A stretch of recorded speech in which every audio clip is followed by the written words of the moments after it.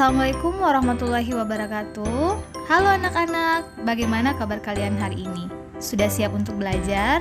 Perkenalkan, nama saya Ibu Hikmah. Saya mengampu mata pelajaran Bahasa Indonesia.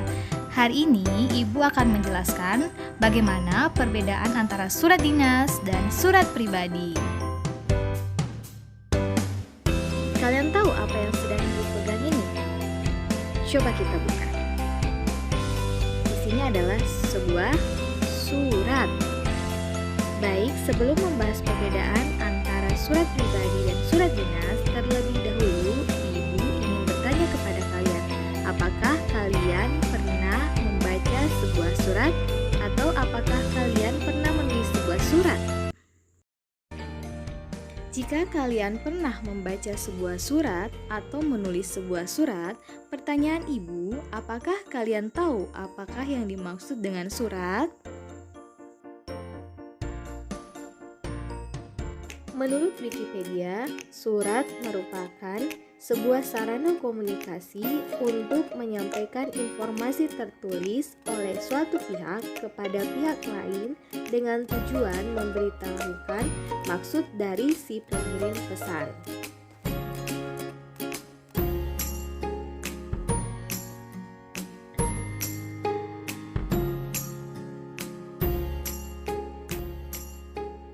Berdasarkan jenisnya, surat dibedakan menjadi dua jenis. Yang pertama, surat pribadi, kedua, surat dinas.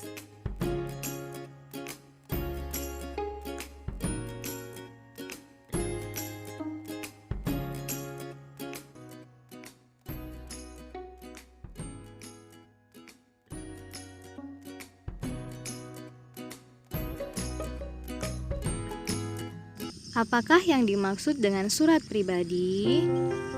Surat pribadi adalah sebuah surat yang digunakan untuk kepentingan pribadi dan bersifat tidak resmi.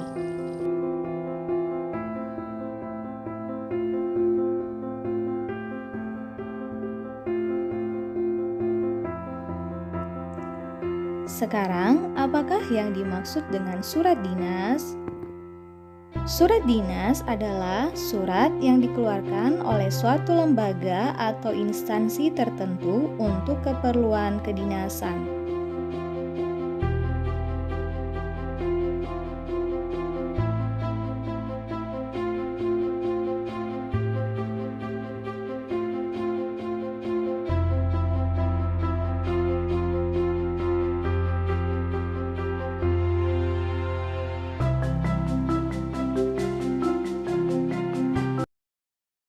Baiklah anak-anak, bagaimanakah struktur dari surat pribadi? Struktur surat pribadi terdiri atas 7. Yang pertama adalah alamat dan tanggal surat. Yang kedua adalah salam pembuka. Ketiga adalah paragraf pembuka. Keempat adalah isi. Kelima adalah penutup. Keenam adalah salam penutup atau salam akhir. Dan yang terakhir adalah nama dan tanda tangan pengirim surat. Itulah ketujuh struktur dari surat pribadi.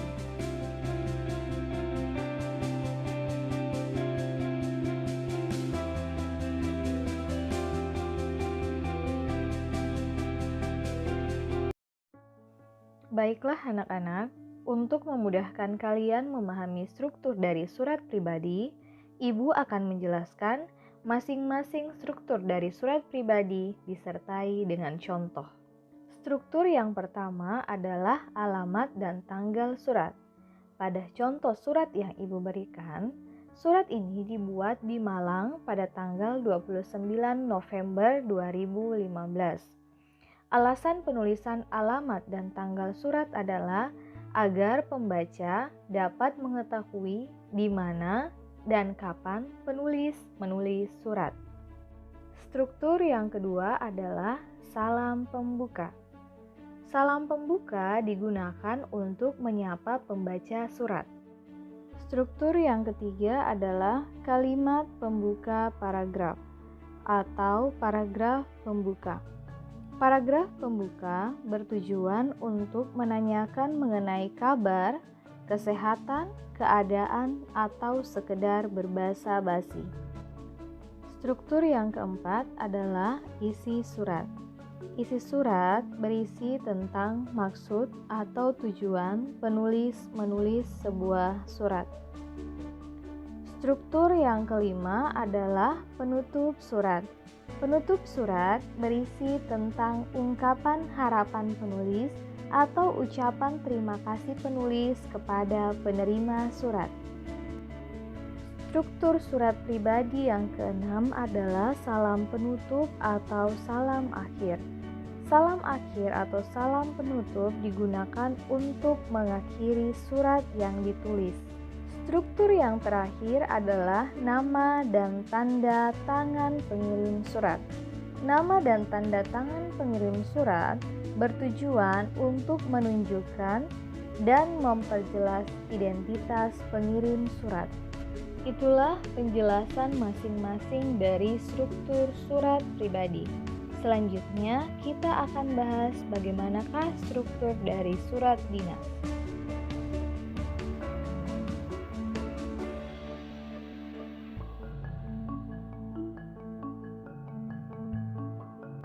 Struktur surat dinas terdiri atas 10. Yang pertama, kepala surat atau kop surat. Yang kedua, tempat dan tanggal surat. Yang ketiga, nomor surat. Yang keempat, lampiran. Kelima, hal atau perihal surat. Yang keenam, alamat surat. Ketujuh, salam pembuka. Kedelapan, isi surat. Isi surat terdiri atas 3, yaitu pembuka, isi, dan penutup. Yang kesembilan adalah salam penutup. Yang ke-10, nama dan tanda tangan penulis. Penulis surat. Itulah struktur dari surat dinas.